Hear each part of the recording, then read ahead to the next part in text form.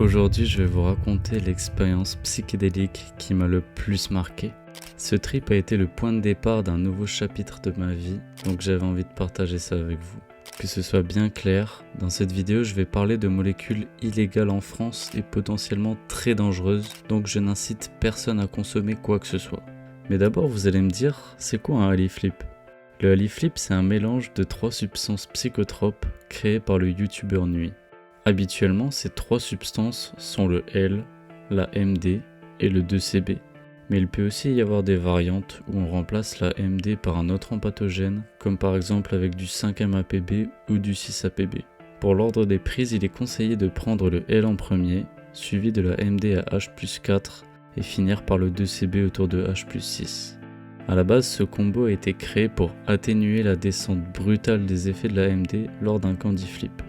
En fait, le fait d'ajouter du 2CB sur la fin de l'expérience, ça permet de prolonger les effets empathogènes de la MD et d'adoucir la descente, rendant le retour à la réalité beaucoup plus facile. Si vous voulez plus d'informations sur le Haliflip, vous pourrez retrouver la chaîne de Nuit ainsi que l'interview que j'ai fait sur sa chaîne dans la description. Je t'invite maintenant à t'installer confortablement et sur ce, bonne vidéo.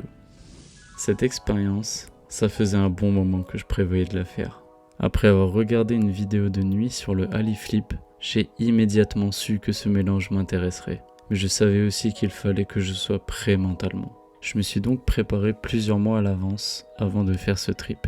Durant cette préparation, j'ai déterminé les aspects de ma vie sur lesquels je voulais m'améliorer. Parmi ces choses, il y avait les relations sociales, la comparaison aux autres, la flemme de travailler et l'addiction aux réseaux sociaux. J'ai longtemps hésité sur l'endroit où faire le trip. Au départ, je voulais faire ça dans la forêt, mais après avoir évalué les risques, j'ai finalement préféré faire ça tranquillement chez moi, sous la terrasse au fond du jardin. J'avais donc mon plan en tête. Installer un coin tranquille avec des coussins, des couvertures, une enceinte, des noix de cajou au chocolat, un crayon et une feuille de canson. Le trip se déroulerait pendant les vacances scolaires, le 28 décembre, pile poil entre Noël et le 1er de l'an. Pour ce qui est des dosages, j'avais prévu de prendre 150 microgrammes de L, 120 mg de MD et 10 mg de 2CB Fly. Je précise bien que c'était du 2CB Fly car la molécule est différente du DCB classique et les effets ne sont pas tout à fait les mêmes. Donc du coup, pour reprendre, la veille du trip, j'ai eu un peu de mal à trouver le sommeil tant j'étais impatient et excité par ce qui m'attendait le lendemain. Je me lève donc à 7h du matin et avale directement le cachet d'acide. Je descends ensuite dans le jardin pour installer mon abri. Et une fois que tout est prêt, je m'allonge, puis lance une playlist de musique calme et ferme les yeux. Les premières minutes passent assez lentement. J'observe mon environnement en attendant les premiers effets. J'essaie de me laisser aller à l'expérience sans avoir d'attente particulière, en laissant simplement le flux de pensées me traverser sans m'y attacher.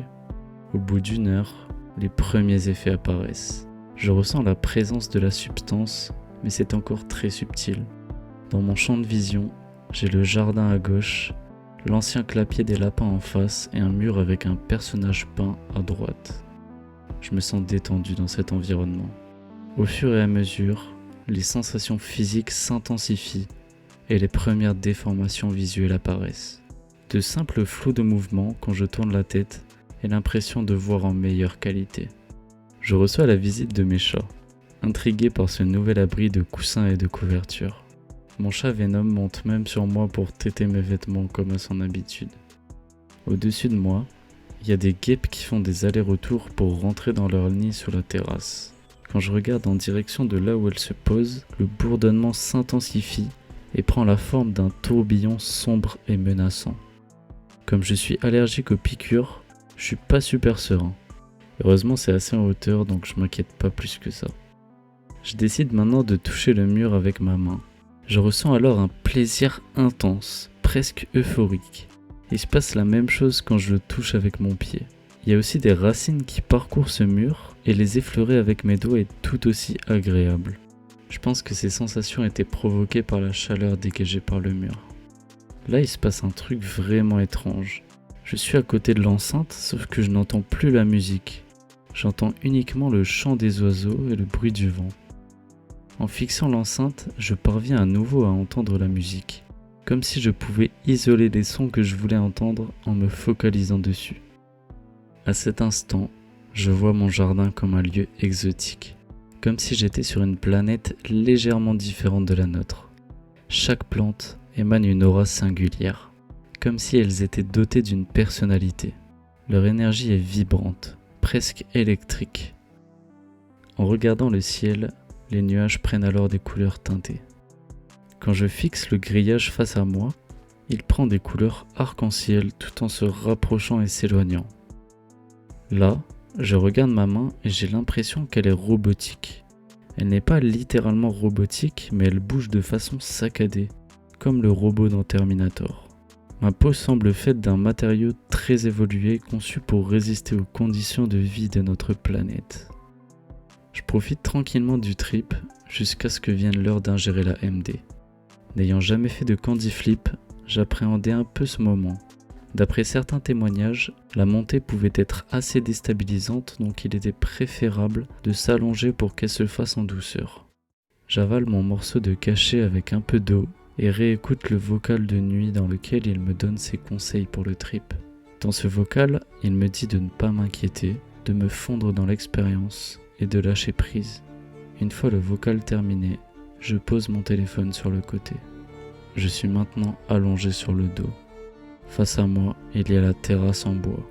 J'essaie de me concentrer uniquement sur ma respiration. Je sens alors comme une vague arriver au loin.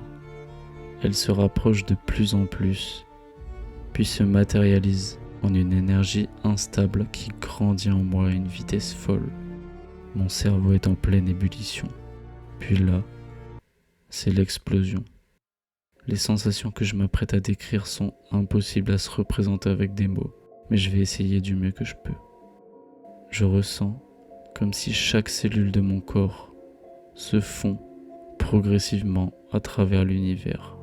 Cette sensation commence par les pieds, remonte mon ventre, puis se répand dans tout mon corps, pour finir par les doigts.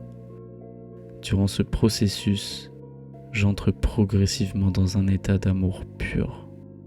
Une fois que tout mon corps est enveloppé, c'est le relâchement, la mort de l'ego.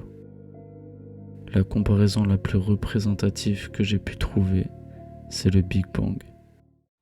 Les hallucinations visuelles disparaissent pour me laisser dans un état de présence ultime. Sans en avoir la certitude, je pense que cet état représente l'éveil spirituel décrit dans les enseignements bouddhistes. Je ne ressens plus aucune douleur à penser. Chaque nouvelle idée est accompagnée de sensations physiques agréables. Instinctivement, j'attrape une feuille et un crayon pour écrire les mots qui me viennent à l'esprit. Les premiers mots ont été « Je t'aime tellement ». Je réalise tout le mal que je m'inflige au quotidien, tous les tracas inutiles. Finalement, rien au monde n'a plus d'importance que ce qui se passe ici, dans le présent. Comment je me sens maintenant, à cet endroit de l'univers, nulle part ailleurs.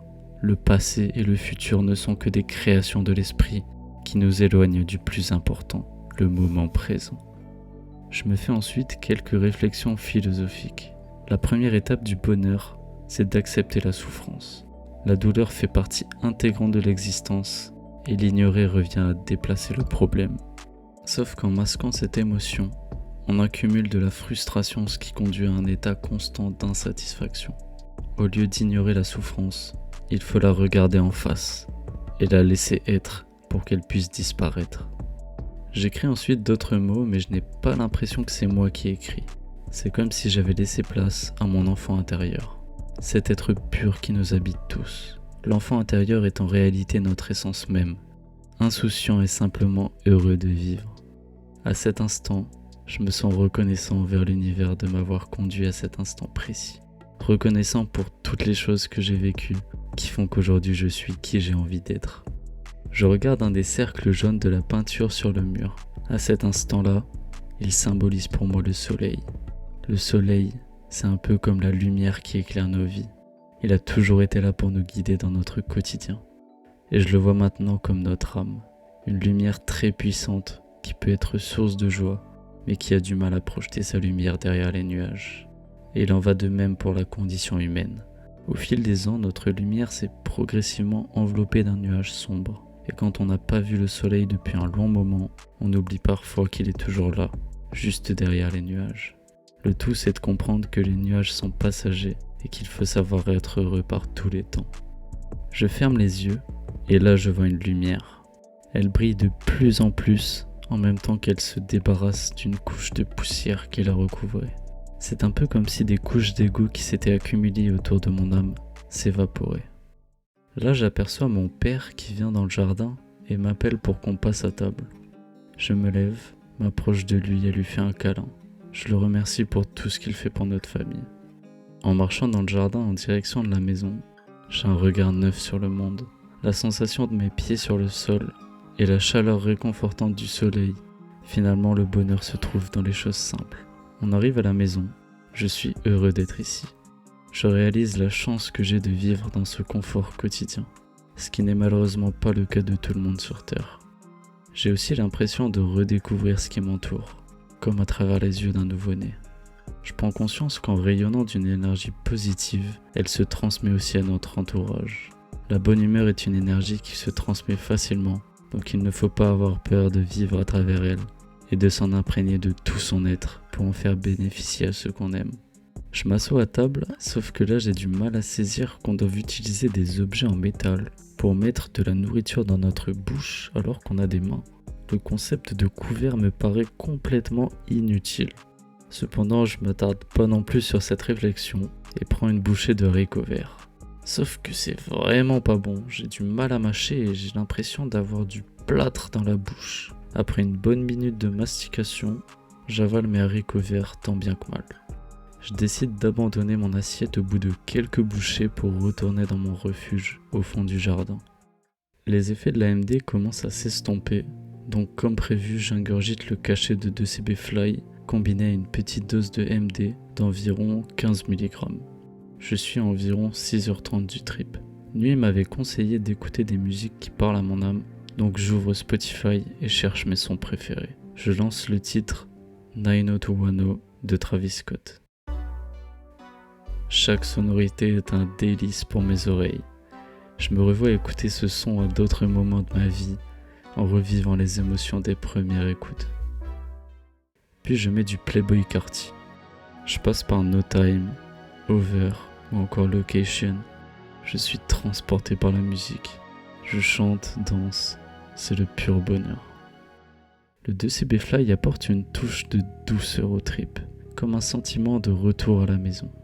Je me sens accompli, comme si j'avais réalisé mon but sur cette planète. Je lance ensuite le son Mask Off de Future. En me penchant sur les paroles, je réalise que je dois moi aussi me débarrasser du masque que je porte en société. C'est lorsqu'on se préoccupe du regard des autres qu'on oublie réellement d'être qui on est, au plus profond de nous. Je n'ai plus envie de porter ce masque pour correspondre à l'image de ce que les gens attendent de moi. Je veux pouvoir être fier de qui je suis parce que je vis selon mes attentes. Et comme dirait Future,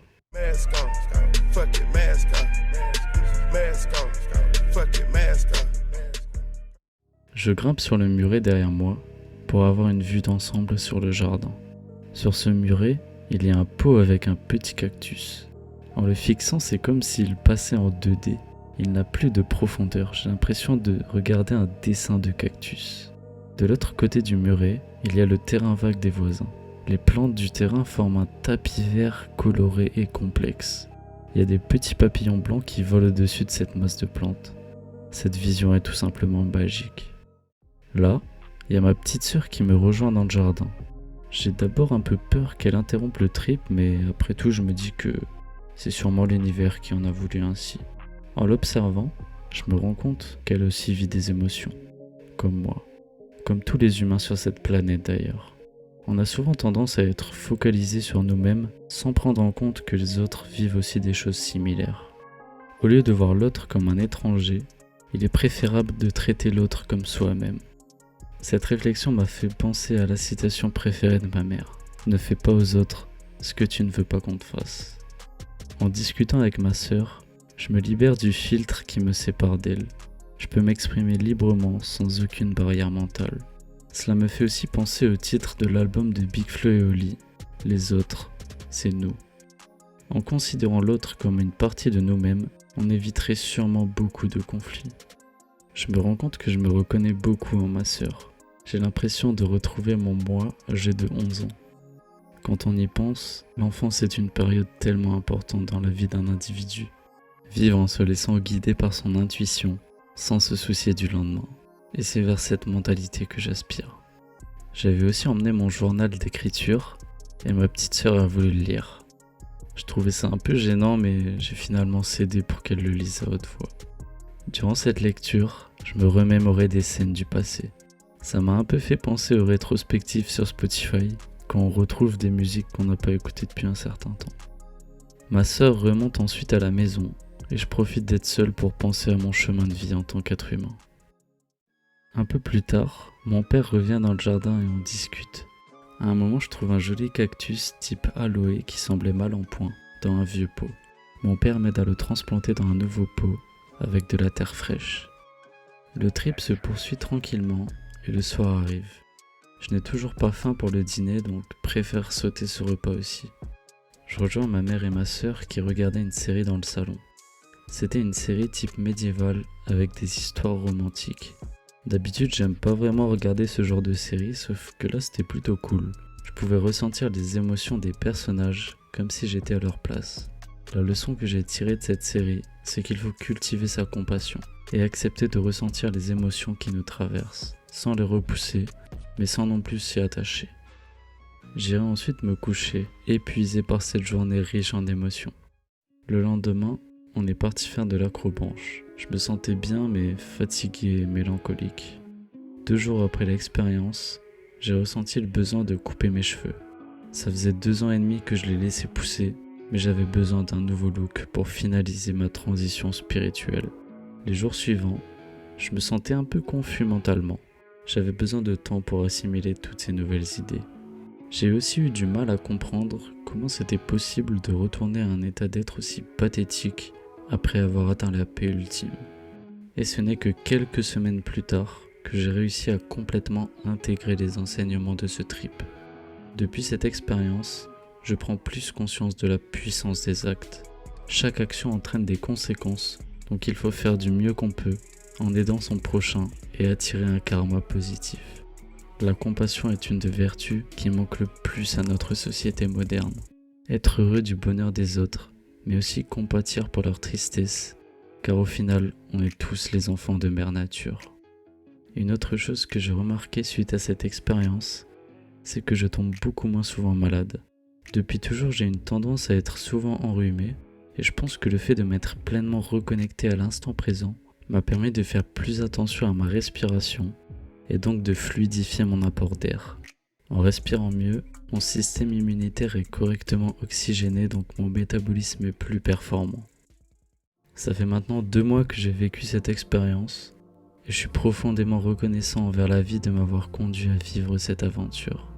Depuis, j'arrive mieux à me détacher du désir d'avoir des choses que je n'ai pas, car au final, la seule chose dont j'ai réellement besoin, c'est l'instant présent, en étant humble et rempli d'amour envers le monde. J'ai aussi gardé la feuille sur laquelle j'avais écrit mes pensées durant le trip, pour me rappeler que dans la vie, rien n'est assez grave pour qu'on oublie d'être nous-mêmes. Voilà, donc c'est une expérience qui m'a beaucoup appris sur moi-même, et j'espère que ce récit vous aura plu. Je tiens encore à remercier Nuit, sans qui cette expérience ne se serait sûrement pas déroulée aussi bien. Comme je l'ai dit en début de vidéo, l'usage de ces produits comporte des risques, donc je n'incite personne à consommer quoi que ce soit. Merci à tous de m'avoir écouté et je vais maintenant laisser la parole à ma sœur pour clôturer cette vidéo. Si tu as aimé la vidéo, n'oublie pas de t'abonner et de laisser un like. Et sur ce, moi je te dis à très vite pour de nouvelles vidéos.